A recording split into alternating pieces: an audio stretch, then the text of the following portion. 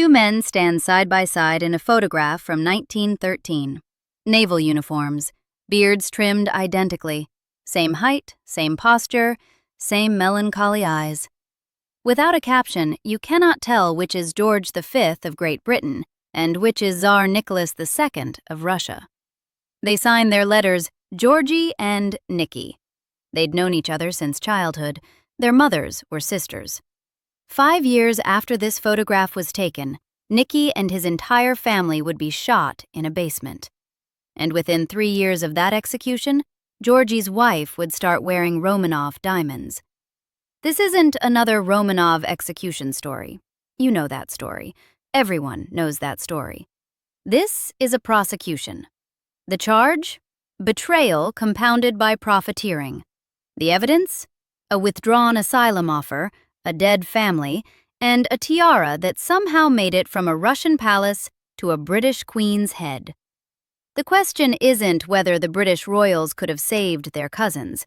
The documents prove they could have. The question is, why, after choosing not to, they felt comfortable wearing the dead family's jewels.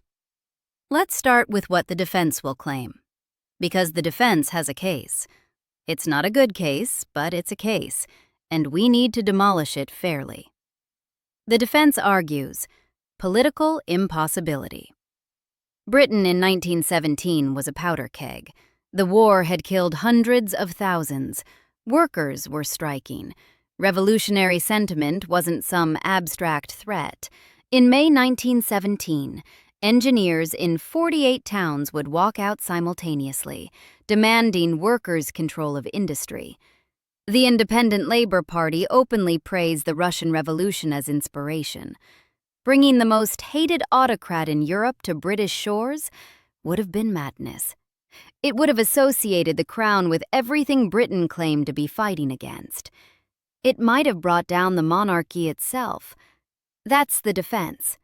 Remember it. We'll come back to it. The prosecution argues this was a choice, not an impossibility. And the jewelry proves it.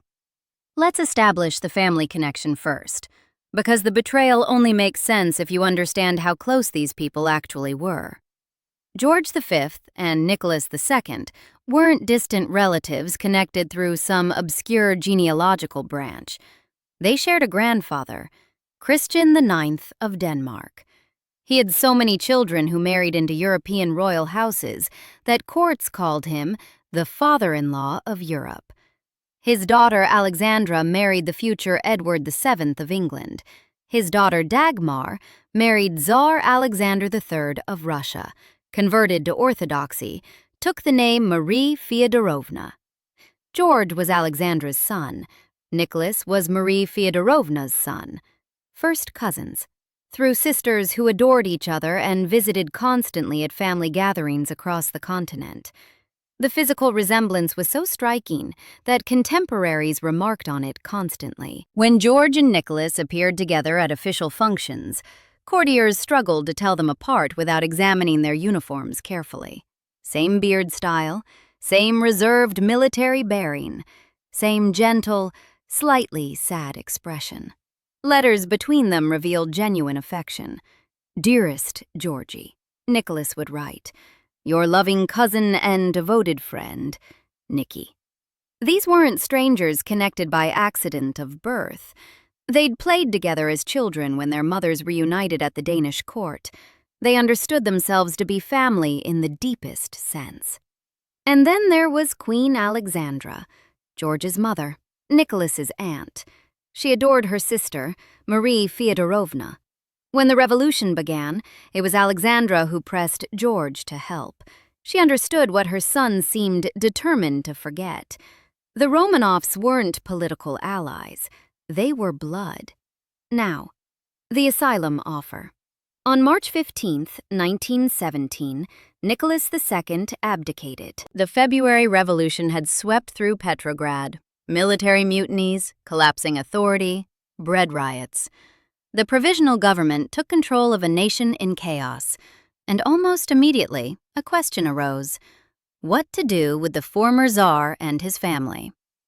4 days later, on March 19, 1917, Pavel Milyukov, the Russian foreign minister, approached Sir George Buchanan, the British ambassador in Petrograd.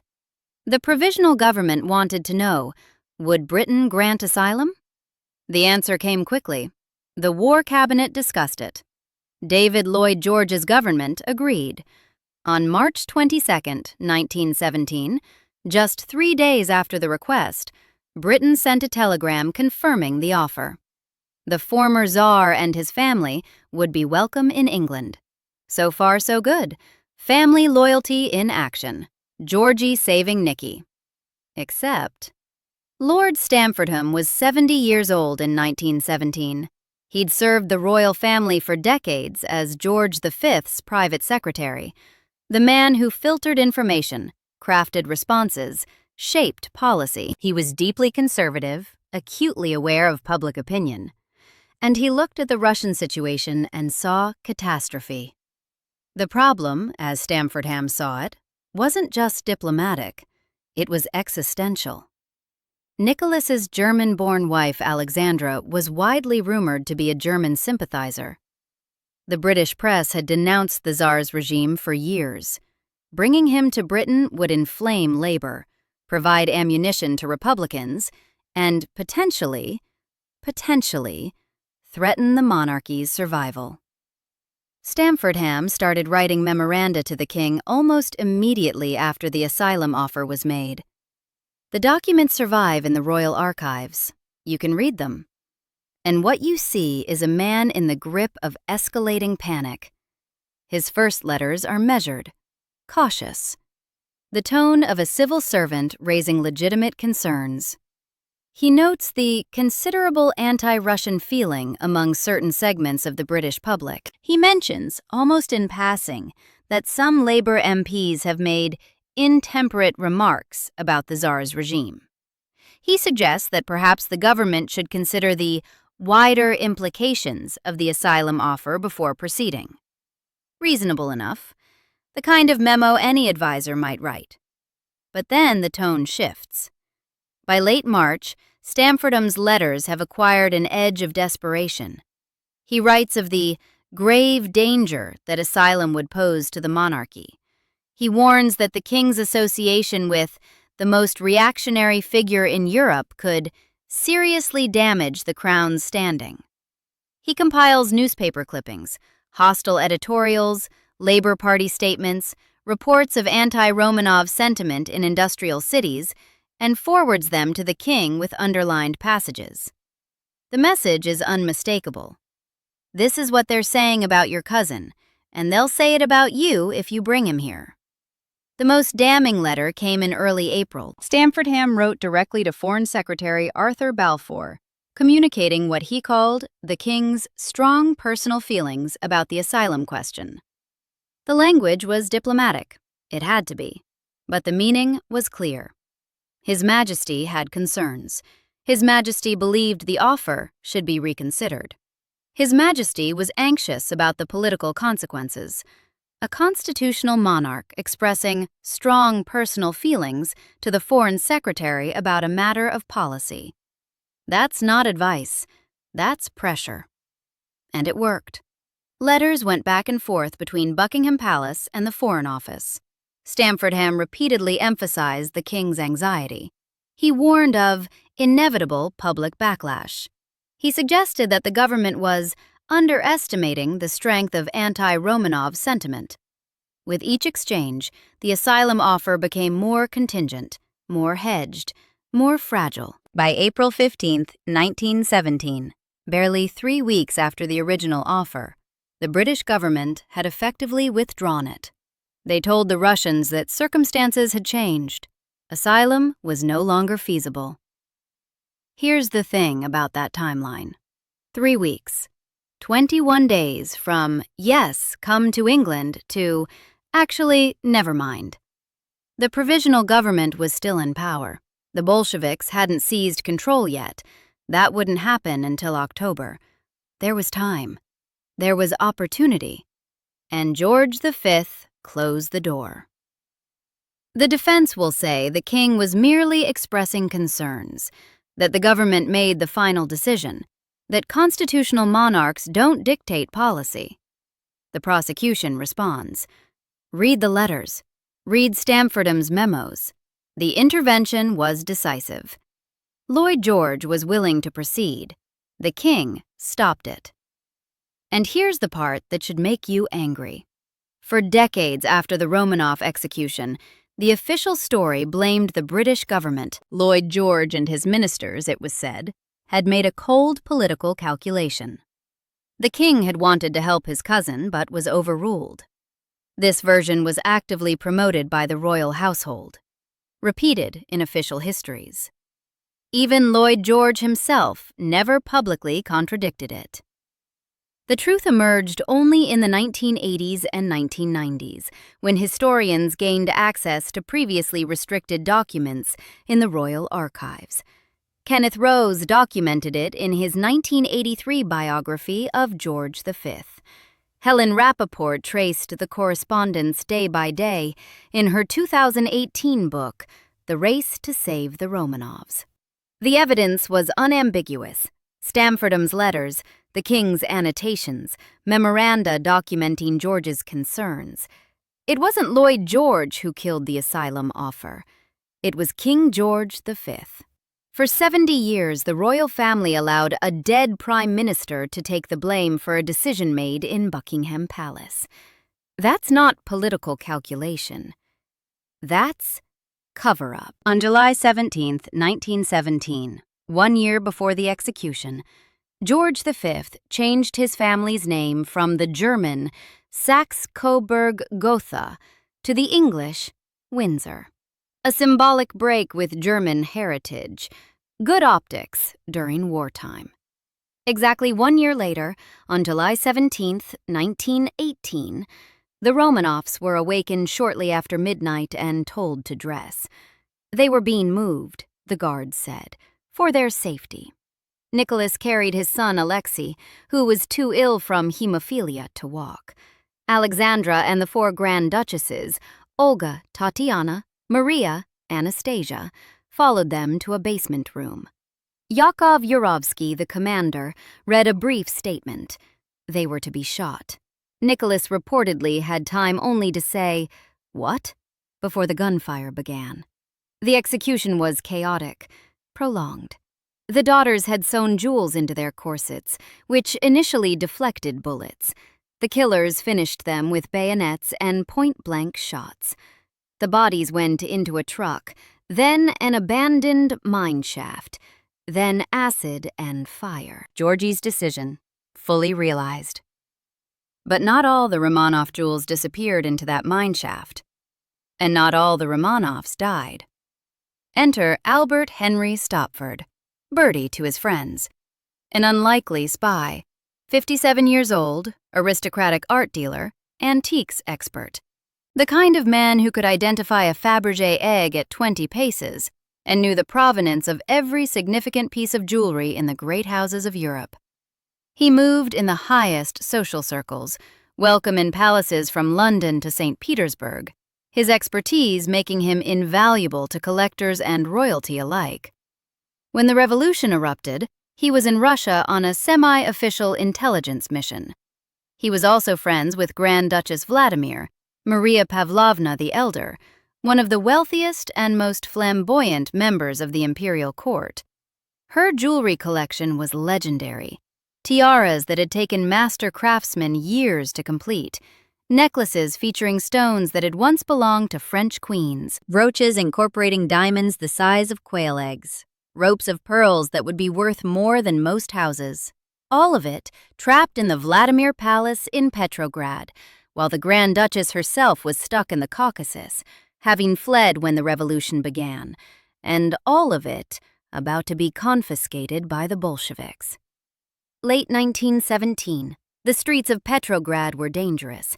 Armed workers patrolled neighborhoods that had once been the exclusive domain of aristocrats. Great houses stood empty or had been seized by revolutionary committees. The Winter Palace itself had been stormed. Anyone associated with the old regime was suspect. Anyone trying to remove valuables was a counter-revolutionary, subject to arrest. Or worse. Into this chaos walked Bertie Stopford. He dressed carefully for the mission. Old clothes, nothing that would mark him as a foreigner or a gentleman. A worn coat, scuffed boots, the kind of outfit that would make him invisible on streets where standing out meant standing before a tribunal. He carried no identification that connected him to the British government. If he was caught, there would be no diplomatic protection. He would simply disappear. The Vladimir Palace had been placed under the nominal protection of the Spanish embassy, a diplomatic fig leaf that might buy time, but couldn't prevent confiscation indefinitely. Stopford had cultivated contacts inside. He knew the remaining staff, the servants who had stayed on even as their world collapsed. They let him in through a side entrance, away from the Revolutionary Guards who kept sporadic watch on the main doors. The palace was cold. The heating systems had failed weeks ago. Stopford's breath misted in the air as he made his way through rooms that had once hosted the most glittering balls in Russian society. Crystal chandeliers hung dark overhead, dust-covered surfaces that had once been polished daily by armies of servants. The silence was unnerving. A building meant for hundreds now occupied by a skeleton crew of loyalists. The jewelry vault was in a private chamber off the Grand Duchess's apartments. Stopford had been told exactly where to find it. The staff opened it for him, and for a moment, he simply stood there, looking at what might have been the most valuable private collection of jewelry in Russia. Tiaras arranged on velvet stands, necklaces coiled in cases, loose stones in leather pouches. And there, prominently displayed, the piece that would become the most famous. A tiara of interlocking diamond circles, made by the court jeweler Bolin in the 1890s, with interchangeable drops of either pearl or emerald. The Vladimir tiara. Worth, even then, a fortune. Worth, now, something incalculable. Stopford had brought newspaper. Ordinary Russian newspaper. The kind sold on street corners, printed with revolutionary slogans and worker manifestos. He began wrapping the pieces carefully, one by one. The tiara first, folding the newspaper around its delicate circles, making sure nothing showed through. Then the necklaces, coiled tight and wrapped until they looked like bundles of old rags. The brooches went into his pockets. The smaller pieces vanished into the lining of his coat. When he finished, he looked like a man carrying garbage. Bundles of newspaper, shapeless lumps in his pockets. Nothing that would attract attention. Nothing that would suggest he was walking out with a collection worth more than most people would earn in 1,000 lifetimes. The walk to the British Embassy was the longest of his life. Every patrol he passed was a potential death sentence. Every soldier who glanced his way might decide to search him. He kept his pace steady, didn't hurry, didn't make eye contact. Just another shabby figure shuffling through the cold streets of revolutionary Petrograd, carrying what appeared to be bundled newspapers. He made it. The bundles were unwrapped in the embassy's secure room, the jewels counted, catalogued, placed under diplomatic protection. Eventually, they would be smuggled out of Russia entirely, through channels that historians still don't fully understand, and reunited with Grand Duchess Vladimir in exile.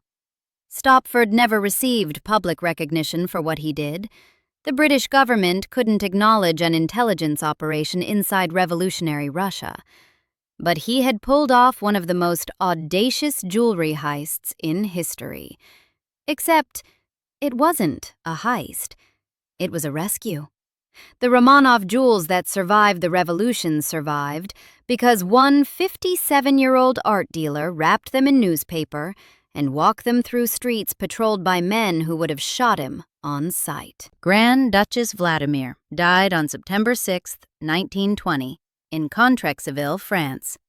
Her jewels, rescued by Stopford, reunited with her in exile, went to her children, including her daughter Elena Vladimirovna, who'd married Prince Nicholas of Greece and was known as Princess Nicholas. By 1921, Princess Nicholas needed money. Her husband's family was unstable. King Constantine I of Greece would be forced to abdicate in 1922. There was no steady income to support an imperial Russian lifestyle. The inherited jewels were Elena's only significant liquid asset. She needed a buyer. She found Queen Mary. Now, before we get to the transaction, you need to understand something about Queen Mary. Because the Vladimir tiara wasn't an isolated acquisition. It was part of a pattern that British aristocrats had been whispering about for years. They called it the admiring technique. Here's how it worked. Queen Mary would visit a great house, one of those sprawling estates that the British aristocracy maintained through a combination of inheritance and increasingly desperate financial maneuvering. She would be given the tour, as visiting royalty always were, and somewhere along the way, she would notice something. A piece of porcelain, a miniature painting, a particularly fine snuff box, a piece of jewelry. She would stop. She would examine the object, and she would begin to admire it, not casually, not in passing. She would admire it with an intensity that made the owner uncomfortable. She would mention how well it would fit with her own collection. She would return to it repeatedly throughout the visit. She would speak of it at dinner. She would bring it up again before leaving. The message was unmistakable. The Queen of England wanted this object. And what was a mere aristocrat supposed to do? Refuse the Queen? The stories accumulated over decades. A miniature at one house that followed Mary home.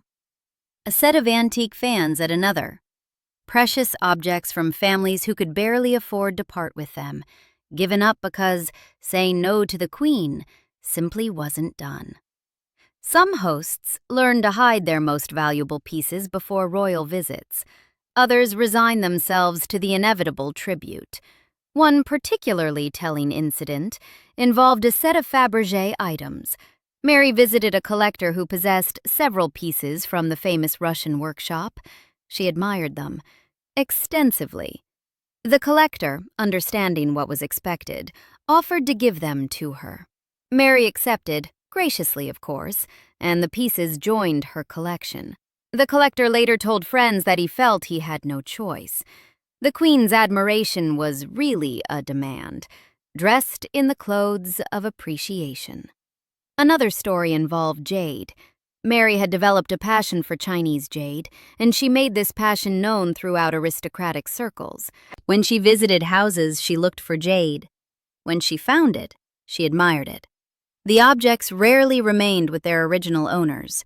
One family reported losing an entire collection of jade snuff boxes over the course of 3 royal visits.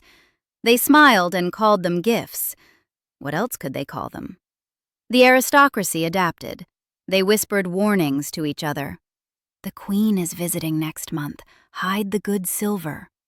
It became a dark joke among people who couldn't afford to treat it as a joke, people whose family heirlooms were disappearing into the royal collection one admiring glance at a time. Whether kleptomaniac is medically accurate is a question for psychologists. What historians can document is the pattern. Mary wanted things. Mary took things.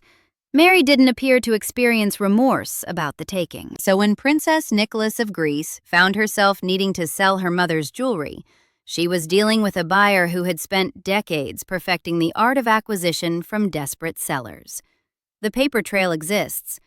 Royal jewelry historian Leslie Field documented the acquisition, citing correspondence and inventory records. The jewels purchased from Princess Nicholas were catalogued upon entry into Queen Mary's collection. Each piece got an inventory number and description. The Vladimir tiara appears in these records. So do brooches, pendants, loose stones later incorporated into other settings. Queen Mary paid approximately £28,000 for the collection in 1921. That sounds substantial. It wasn't. The Vladimir tiara alone would command millions at contemporary auction.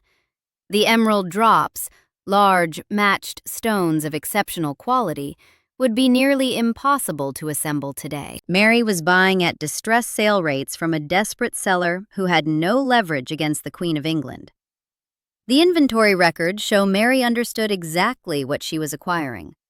The pieces were carefully appraised, described, cataloged with the precision of a collector who knew their worth. She wasn't purchasing blindly. She was purchasing opportunistically. Auction house records from the 1920s and 1930s show her as an active bidder on Russian imperial pieces whenever they came to market.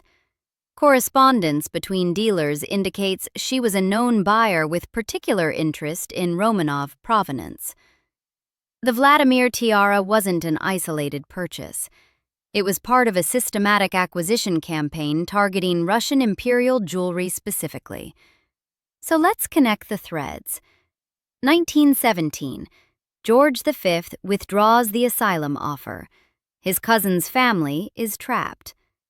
1918, the Romanovs are executed in a basement. 7 people dead, including 5 children. 1921. George V's wife purchases the Vladimir tiara from a desperate Romanov relative for a fraction of its value. Present day. The tiara remains in the British royal collection. Queen Elizabeth II wore it.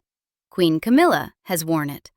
It appears at state functions, photographed constantly, one of the most recognizable pieces of royal jewelry in the world. The defense will make one final argument. They'll say, the jewelry acquisition and the asylum withdrawal are separate events. Mary purchasing jewels from Princess Nicholas wasn't profiting from the execution.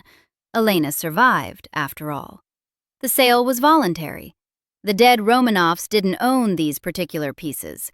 This is guilt by association, not actual guilt. The prosecution responds, it's not about legal chain of custody.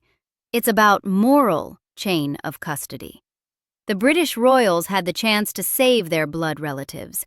They chose not to, because saving them might have posed a political risk. Then, once the family was dead, they started acquiring their possessions, purchased from survivors who were desperate precisely because their world had collapsed. Survivors who had no leverage. Survivors selling at distressed prices because they had no choice. You can call that legal. You cannot call it innocent. The jewels don't care about any of this, of course. Diamonds don't remember who bled for them. Emeralds don't know whose hands wore them first. The Vladimir tiara sits in its velvet case, unchanged since Boleyn crafted it in the 1890s, and it will still be sitting there long after everyone who remembers this story is dead. But here's what the jewels do provide. Receipts, literal paper trails, inventory numbers, purchase records, documentation that transforms this from speculation into fact. George V's letters to Stamfordham prove he killed the asylum offer. Mary's catalog entries prove she bought the jewels. The dates prove the sequence, and the sequence is damning. One more thing, because it matters for the broader pattern. This wasn't the only time the royal family distanced itself from inconvenient relatives. Prince John, George and Mary's youngest son, was diagnosed with epilepsy. He was quietly moved to Wood Farm on the Sandringham estate, separated from the family, hidden from public view. He died at age 13 in 1919, the year after the Romanov execution, the year before Queen Mary started wearing Russian diamonds. Mary's response to his death was notably restrained, but if you think that was cold, the next generation did worse. Nerissa and Catherine Bowes-Lyon, cousins of the Queen Mother, had learning disabilities. They were institutionalized at the Royal Earlswood Hospital, declared dead in Burke's peerage while still alive. Their graves were marked with numbers, not names. Catherine died in 2014. Nobody from the royal family attended her funeral. The pattern isn't complicated. Inconvenient family members get removed. Their existence gets obscured, and life continues as though nothing happened. The Romanovs weren't institutionalized. They were abandoned to execution. But the principle is the same. Royal survival comes first. Sentiment is a luxury they cannot afford. Which brings us to the verdict. Was Queen Mary a cold opportunist who wore dead cousins' diamonds? Or was she a woman trapped in an institution that valued survival over sentiment? An institution where purchasing distressed assets from desperate relatives was simply how things were done, where jewels were jewels, and their history was irrelevant. The documents support the first interpretation. The jewelry catalogs, the inventory records, the systematic acquisition of Romanov pieces, the decades of admiring other people's possessions until they gave them up, these suggest deliberate collection, not coincidental purchase. Mary knew what she was buying. She knew where it came from. She wore it anyway. But the defense has a point too. Mary didn't kill the Romanovs. She didn't withdraw the asylum offer. That was her husband's decision. She simply purchased jewelry from surviving relatives who needed money. Is that profiteering from tragedy? Or is it providing funds to people who desperately needed them? Princess Nicholas got £28,000. That was real money that helped her family survive. The prosecution responds, at distress prices. From a position of total power over a desperate seller, with full knowledge of why the seller was desperate, and with a decades-long pattern of taking things from people who couldn't say no. You can decide for yourself which interpretation holds, but here's what's not debatable. The Vladimir tiara is still in the British royal collection. It was worn by Queen Elizabeth II at state occasions. It's been worn by Queen Camilla. It shows up in photographs regularly, sparkling under the lights, one of the most famous tiaras in the world. Nobody mentions the Romanovs when they photograph it. Nobody mentions George V's withdrawn asylum offer. Nobody mentions the basement in Yekaterinburg. Nobody mentions Bertie Stopford wrapping it in newspaper and walking through revolutionary Petrograd with his heart in his throat. The jewels have been laundered, not of blood. Blood doesn't literally stain diamonds, but of memory, of context, of the sequence of events that brought them from a Russian palace to a British head. You're looking at the receipts now, the paper trail, the dates and the letters and the inventory numbers. What you do with that information is up to you. But the next time you see a photograph of a British royal wearing the Vladimir tiara, remember, you know something most viewers don't. You know where it came from. You know what happened to the family it belonged to. You know who had the chance to save them. And you know what kind of buyer was waiting when the survivors needed to sell. The jewels don't care. They never did. Subscribe for more stories like this.